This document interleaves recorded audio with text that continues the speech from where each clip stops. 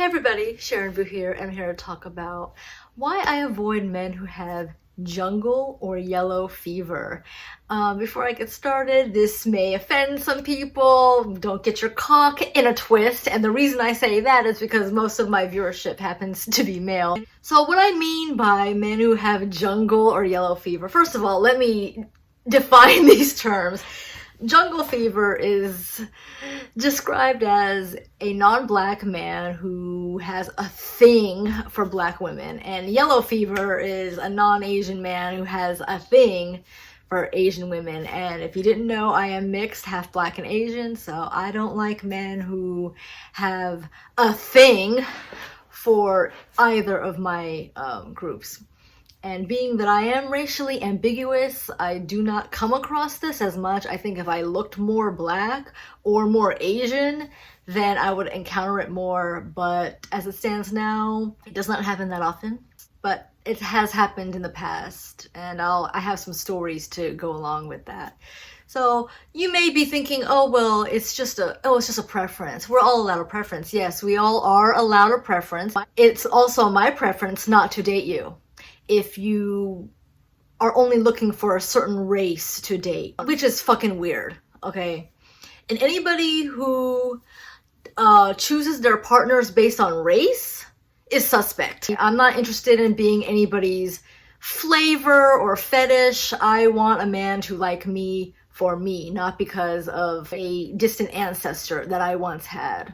My experiences with these men who have a thing for Asian women. So we'll use Asian women as an example, just so I'm not going like back and forth, you know. That is one of the quandaries of being mixed. I mean, I have to address multiple things, not just one side. If we're using Asian women as an example, from my experience, these men who have a thing for Asian girls or who have yellow fever, they see Asian women as a monolith. Dude, Asia is a huge continent, okay? There are many different countries in that continent, and thus many different people, many different phenotypes and cultures and customs. When these guys say, I love Asian women, I look at them like, really? All of them? All of them. You know, Asian women are not all the same. We're not all a monolith. They say they like all blank. They're usually talking about stereotypes.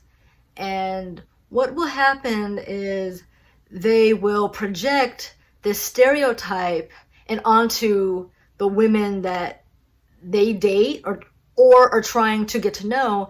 And when you don't fulfill that stereotype, they lose interest. So that just goes to show that they were never really interested in you. They were only interested in this bullshit stereotype and projection that they had imposed onto you, which is complete rubbish. I have some side stories to this. I can usually spot a person who has the fever pretty quickly because a lot of the time they're not so subtle. I have a story.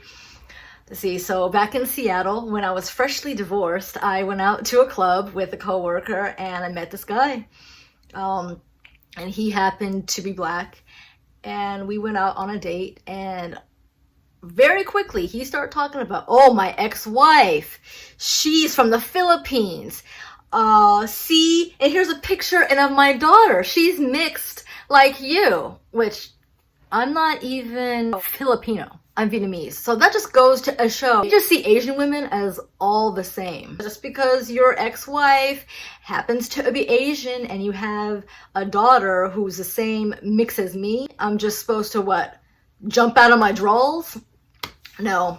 I'm not the 1, 2, or the 3. I don't find that shit to be flattering at all, actually. It's pretty creepy and distressing. That was the first and last date, and he did contact me a few more times, but I just ignored his ass. Experience, if they're too quick to talk about race or skin tone or stuff like that too quickly, it makes my skin crawl. This other guy, this was a guy that I worked with. He told me pretty early on that he actually admitted that he had yellow fever. He was a fucking creep, okay? And he was not Asian.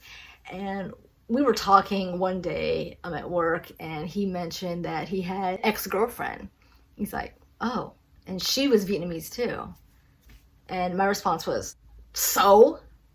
Am I supposed to care? You're fucking weird, dude. Okay, actually, don't talk to me at all. A lot of men think that just because they find you attractive, that you're automatically supposed to be flattered. Not me. I do not go by that. I do not behave that way. Not all attention is positive, and not all attention is flattering. And I don't fuck with guys who are only interested in my racial background. It's dehumanizing.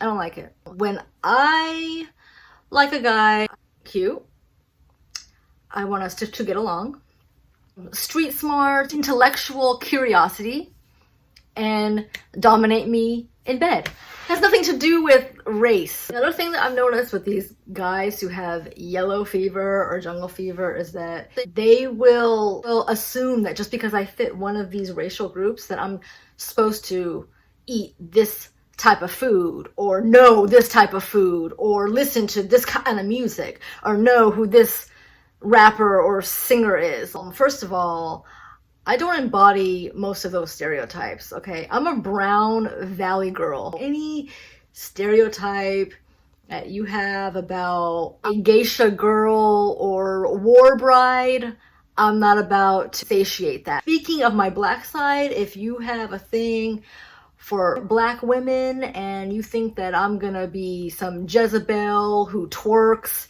and only listens to rap or hip hop, again, I'm not the one, the two, or the three. Okay, I don't like it when these men will project their racial stereotypes to me, because I'm not going to entertain or fulfill whatever preconceived notions you have about me based on race. A lot of the interests that I like are, quote, white girl stuff, actually. So I noticed that with a lot of these men who have these preconceived notions about Asian women or black women, when they meet me and they get to know me, they're often disappointed because I did not live up to the stereotype that they've built up in their head. And in that case, I'm glad. Anyway, I know this video was all over the place. Those are my reasons for avoiding men who have jungle fever or yellow fever. I want somebody to like me for me. That is the end of the video. I hope you like it, and I'll see you in the next one. Stay happy, healthy, and safe. Bye.